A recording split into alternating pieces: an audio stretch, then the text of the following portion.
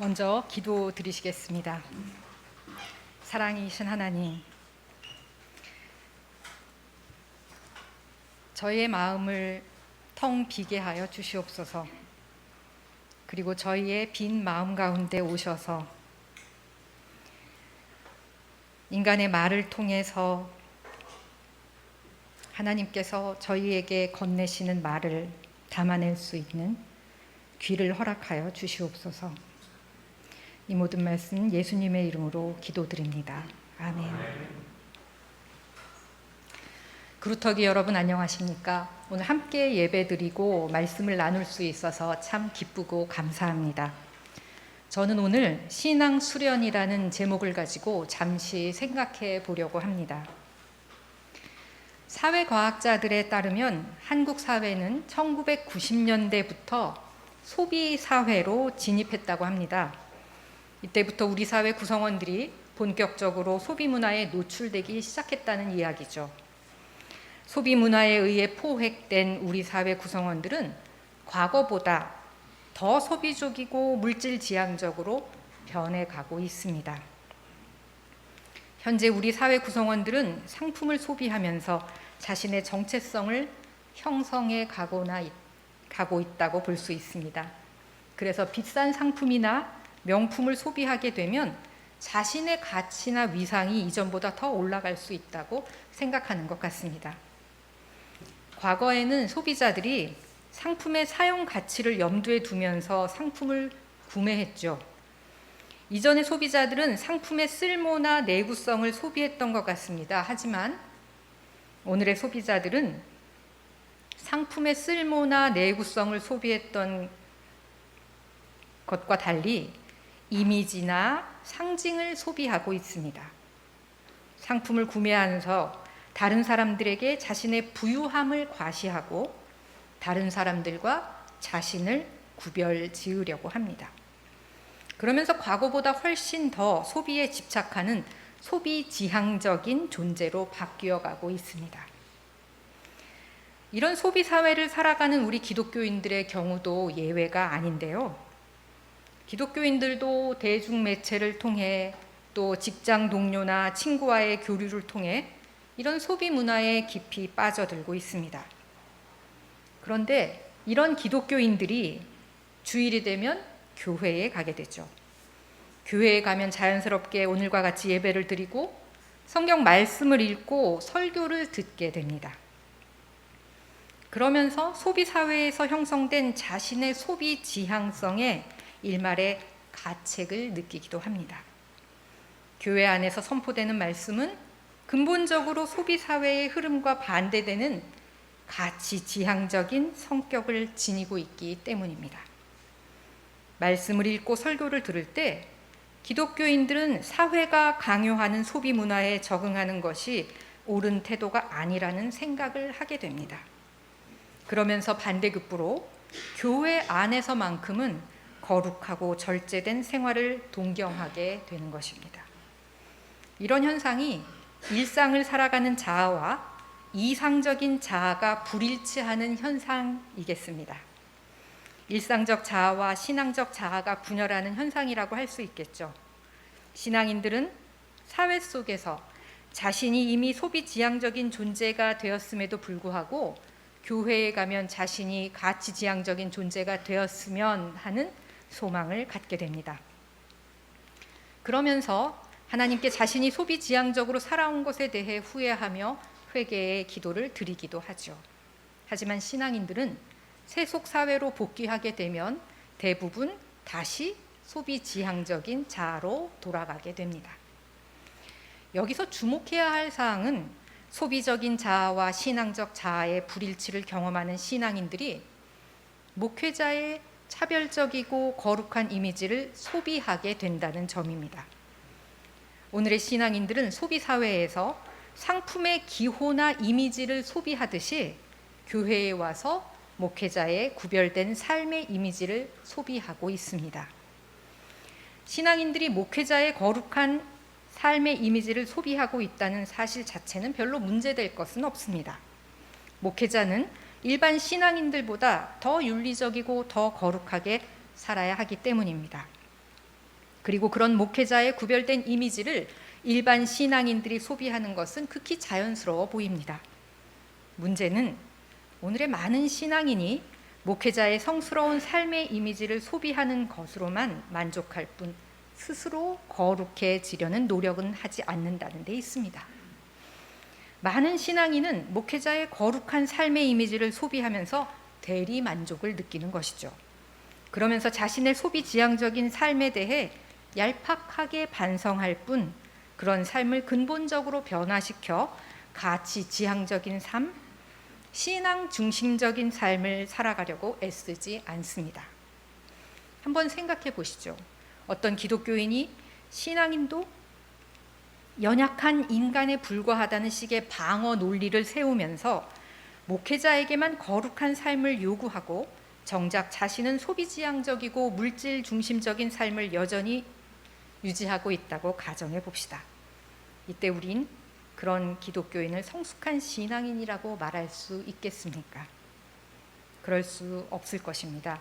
목회자이건 평신도이든 우리 기독교인 모두는 예외 없이 거룩하고 윤리적인 삶을 살아갈 수 있어야 합니다. 그래야 예수님의 참 제자가 될 수 있습니다. 그렇다면 소비주의와 물신주의에 사로잡힌 기독교인들이 가치 지향적이고 신앙 중심적인 존재로 바뀌려면 무엇이 필요할까요? 기독교인들의 정신적인 능력을 강화하는 것이 필요할 것입니다. 인간의 정신 능력은 크게 지, 정, 의로 요약이 되죠. 지성, 감정, 실천 의지로 요약이 됩니다. 기독교인들이 소비 지향적이고 물질 중심적인 존재에서 가치 지향적이고 신앙 중심적인 존재로 바뀌려면 사유 능력을 높여야 하고 공감 능력도 키워야 하고 실천 의지를 강화해야 합니다. 이런 정신 능력을 강화하지 않는다면 우리 기독교인들은 소비적 존재에서 신앙적 존재로 변화될 수 없습니다. 이런 정신 능력이 길러지지 않은 한 우리 기독교인들은 소비적인 자아와 신앙적 자아 사이에서 방황할 수밖에 없습니다. 오늘 우리가 함께 읽은 성서 본문도 이런 정신 능력의 강화를 권고하고 있습니다. 오늘의 성경 본문은 너무도 유명한 선한 사마리아인의 비유입니다. 웬만한 신앙인이라면 이 본문에 관해 설교를 여러 번 들으셨을 것입니다. 한 율법 교사가 예수님에게 와서 영생에 이르는 방법을 묻지요. 여기서 영생은 구원을 뜻합니다. 그래서 영생에 이르는 방법이란 구원 받을 수 있는 방법을 가리키는데요. 그렇다면 율법 교사의 질문은 이렇게 바꿀 수도 있을 것 같습니다. 구원을 받으려면 어떻게 해야 합니까? 이런 질문에 예수님은 직접적으로 답변하지 않으십니다. 대신 이렇게 되묻습니다. 율법에 무엇이라고 기록되어 있느냐? 그리고 너는 그것을 어떻게 해석하느냐? 율법 교사는 모세오경에 나와 있는 대로 하나님을 사랑하고 이웃을 사랑하라고 기록되어 있다고 대답합니다. 하지만 예수님은 율법 교사의 답변이 불충분하다고 생각하시죠. 예수님의 질문은 분명 두 가지였습니다. 첫째는 구원을 얻으려면 어떻게 해야 한다고 율법에 기록되어 있는가? 둘째는 이런 율법의 기록을 율법 교사인 너는 어떻게 해석하느냐? 그런데 이 율법 교사는 첫 번째 질문에만 답변을 했을 뿐 두 번째 질문에는 답하지 못하고 있습니다. 율법 교사는 율법 조항을 암기하고만 있었을 뿐 율법 조항의 의미를 제대로 이해하지 못하고 있었던 것 같습니다. 율법 연구를 직업으로 삼고 있는 율법 교사로서는 자존심이 상할 수밖에 없습니다. 그래서 율법 교사는 예수님에게 공격적인 질문을 던집니다. 그런데 도대체 이웃은 누구입니까? 예수님은 직접 답변하지 않으시면서 하나의 비유로 응수하시죠. 어떤 사람이 예루살렘에서 여리고로 내려가다가 강도들을 만납니다. 마침 한 제사장이 그리로 내려갑니다. 하지만 제사장은 강도 만난 사람을 피해서 지나갑니다. 제사장의 직무를 돕는 한 레위인도 그곳을 지나가게 되는데 그 역시 강도 만난 사람을 모른 척하며 갈 길을 재촉합니다. 성직자들인 제사장과 레위인에 이어 그 길을 지나가던 사람은 사마리아 사람이었습니다. 사마리아인은 강도 만난 자를 측은히 여기죠. 그의 상처에 올리브유와 포도주를 붓고 자기 속옷을 찢어서 싸매줍니다. 여관으로 데리고 가서 밤새 극진히 돌봐주고 이튿날 사마리아인은 여관 주인에게 돈을 건네면서 비용이 더 들면 돌아오는 길에 갚겠노라고 약속까지 합니다. 자, 비유를 마치신 예수님은 율법 교사에게 이 세 사람 가운데 누가 강도 만난 자에게 이웃이 되어 주었는지 물으시죠. 율법 교사는 자비를 베푼 사람이라고 대답합니다. 이에 예수님은 너도 가서 이와 같이 하여라 라고 권고하십니다. 이 선한 사마리아인의 비유를 두고 많은 학자들과 목회자들은 사랑이 말이나 지식이 아니라 행동으로 표현되어야 한다고 해석을 하죠. 그러면서 이 비유가 아는 것보다 실천하는 것이 더 중요하다는 사실을 깨우쳐 준다고 강조합니다. 하지만 이런 해석은 일면적일 수 있습니다. 왜냐하면 이 비유 바로 다음에 마르다와 마리아의 이야기가 이어지고 있기 때문입니다. 여러분이 잘 아시는 것처럼 마르다와 마리아의 이야기에서 예수님은 복음을 듣고 이해하는 신앙적인 사유가 이웃을 대접하는 자비의 실천보다 더 중요하다고 역설하십니다. 이런 점에서 마르다와 마리아의 이야기와 같은 맥락 안에 있는 선한 사마리아인의 비유를 통해 예수님이 아는 것보다 실천하는 것이 더 중요하다는 사실을 내세웠다고 주장하는 건 그리 충분한 해석 같아 보이지 않습니다. 외려 선한 사마리아인의 비유에서 예수님이 강조하시는 건 신앙인이라면 모름지기, 제대로 알고 절절히 느끼고 바르게 행동하자는 것입니다. 지성과 감성과 실천 의지를 골고루 키우자는 말씀입니다. 예수님은 비유 속의 인물인 사마리아인을 통해 우리 독자들에게 이런 메시지를 들려주고 계십니다. 첫째로 예수님은 우리에게 지성적 신앙인이 될 것을 강조하십니다. 예수님이 선한 사마리아인의 비유를 꺼내게 된 직접적인 이유는 무엇이었을까요? 이 비유는 무엇보다도 지적인 동기에서 나온 것입니다. 율법 교사가 예수님의 두 번째 물음에 대답하지 못했기 때문입니다. 예수님이 율법 교사에게 던진 두 번째 질문은 너는 구원과 관련된 두 율법 조항을 어떻게 해석하느냐 하는 것이었습니다.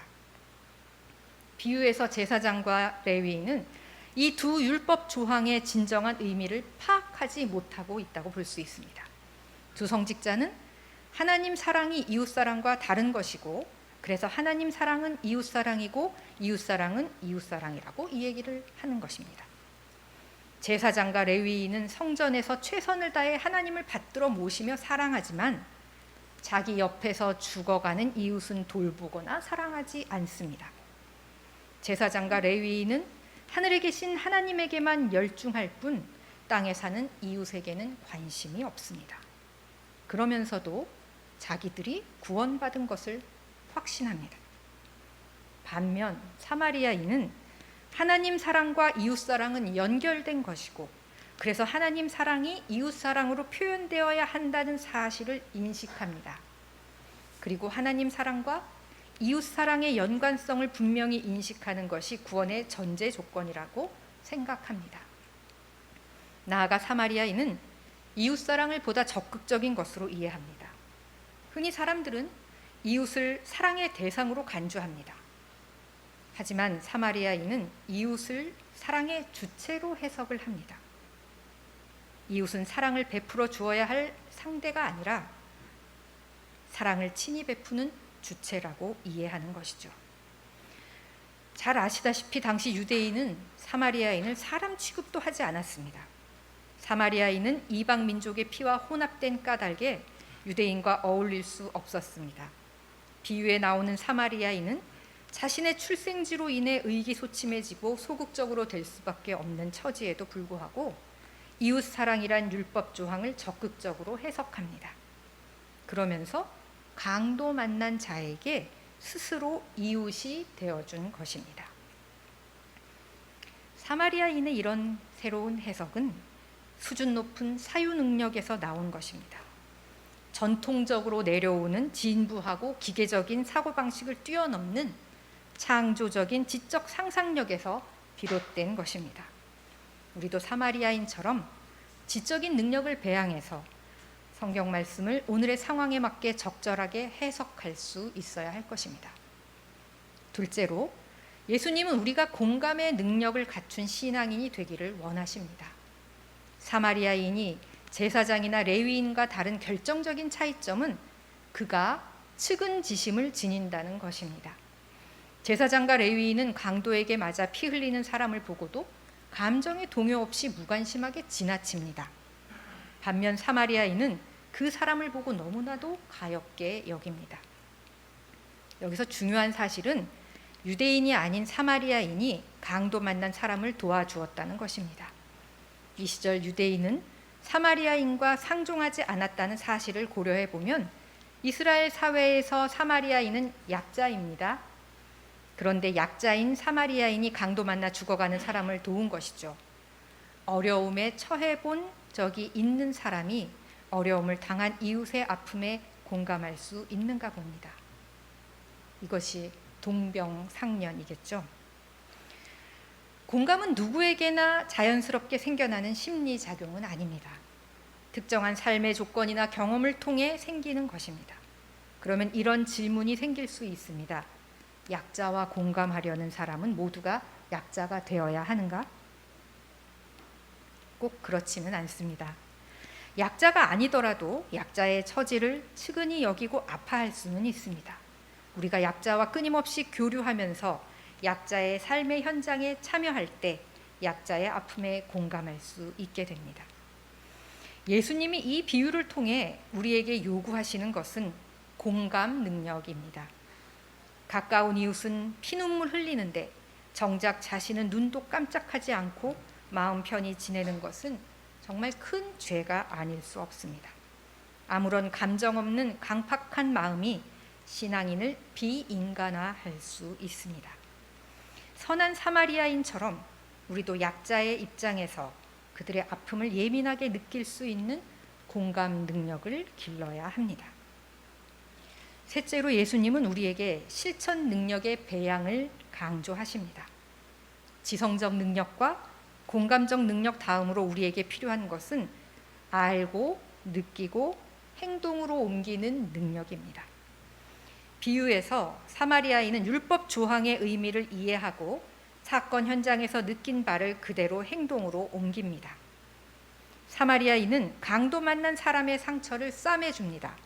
여관으로 데리고 가서 극진히 간호해 줍니다.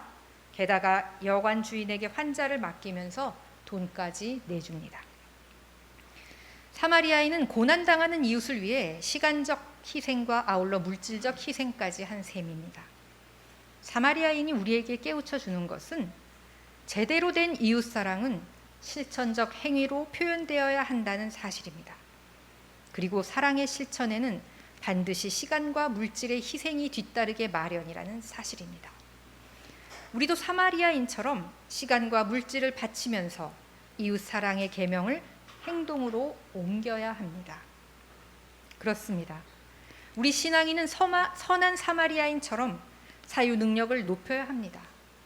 공감 능력도 키워야 합니다. 실천 의지도 강화해야 합니다. 그럴 때 우리 신앙인은 소비적 자아와 신앙적 자아 사이에서 어정쩡하게 방황하는 상태에서 벗어나 확실하게 신앙적 자아, 가치 지향적인 자아로 나아갈 수 있습니다. 그런데 우리 신앙인이 선한 사마리아인처럼 지성과 감정과 실천 의지를 제대로 갖추는 건 쉽지 않습니다. 그렇다면 우리의 이런 정신 능력들을 강화하는 방안은 무엇이겠습니까? 바로 부단한 신앙 수련입니다. 여러분은 울지마 톤지의 이태석 신부님을 잘 아실 것입니다. 이태석 신부님은 낮 기온이 50도가 넘는, 전기도 없고 전화도 없고 하루 옥수수죽 한 끼가 식사의 전부인 남부 수단 톤지에서 의료봉사와 선교활동과 교육운동에 헌신하셨던 분입니다. 신부님은 하루 200~300명의 환자를 돌봤습니다. 인근 80여 개의 마을을 순회하고 환자를 진료하고 예방접종을 해주었고요. 학교를 세워서 800여 명의 학생들을 교육했습니다. 집이 먼 학생들을 배려해서 기숙사도 지었죠. 이 신부님처럼 이웃을 위해 살다 간 숭고한 신앙인들은 여럿이 있었습니다. 이분들은 예수님처럼 살다가 천국에 갔다고 볼 수 있겠죠. 그런데 어떻게 이런 분들은 똑같은 인간임에도 불구하고 숭고한 생각을 하고 그것을 기꺼이 실천에 옮길 수 있었을까요? 이런 가정을 한번 해보시기 바랍니다. 만일 이태석 신부님이 엄격한 신앙 수련 과정을 통과한 가톨릭의 수도 사제가 아닌 단순한 기능인이었더라면 톤즈 사람들을 위해 이런 숭고한 삶을 살 수 있었을까요? 아마 그러지 못했을 것입니다. 수도회와 신학교에서 받은 고된 신앙의 훈련이 없었더라면 아마 이런 숭고한 삶을 살기 어려웠을지도 모릅니다.